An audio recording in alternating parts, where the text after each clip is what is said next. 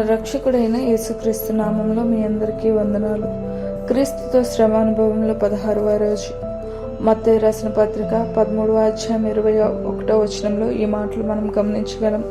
అయితే అతనిలో వేరు లేనందున అతడు కొంతకాలం నిలిచిన గాని వాక్యం నిమిత్తము శ్రమ అయినను హింసైనను కలుగుగానే అభ్యంతరపడును.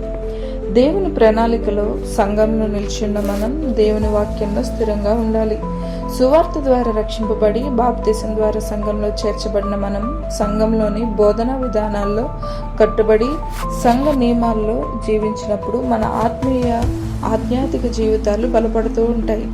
మరి ముఖ్యంగా మన వ్యక్తిగత జీవితంలో వాక్యానుసారంగా జీవించుటకు ప్రయత్నించాలి. అనుదినం లౌకిక జీవితంలో వాక్యం నిమిత్తం శ్రమ కలుగుతూనే ఉంటుంది.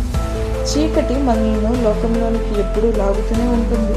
నామకార్థ క్రైస్తవ విశ్వాసం మనలో లేకుండా చూసుకోవాలి.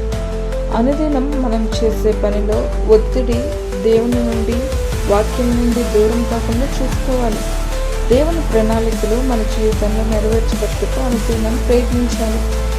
దేవుని వాక్యం వేరుపారిన అనుభవం తుఫాను వంటి అలజడి సంభవించినా కదల్చబడదు.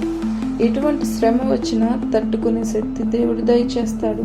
వాక్యమే దేవుడై ఉన్నాడు కాబట్టి ఆ దేవుని మహత్తర శక్తి మనల్ని భద్రపరుస్తుంది. ఏ విధమైన శ్రమలు ఎదురైనప్పటికీ ప్రతి క్రైస్తవ విశ్వాసి సువార్త కొరకై పనిచేయాలి. మన గురి నూతన ఆత్మల రక్షణ కొరకైన ఆలోచనతో నిండి ఉండాలి. ఆత్మల కొరకైన భారం స్త్రీ ప్రసవ వేదన పొందినంతగా ప్రయాసపడాలి. ఇటు ప్రయాస మనం పొందినప్పుడే సిలువలో క్రీస్తు శ్రమ పరిపూర్ణమవుతుందని జ్ఞాపకం చేసుకుందాం. ఆధ్యాత్మిక జీవితంలో లోతైన అనుభవాలు పొందుతూ వ్యక్తిగత జీవితంలో అభివృద్ధి పొందుతూ అనేకులను క్రీస్తు వైపు నడిపించే భారమే క్రీస్తుతో శ్రమ అనుభవం.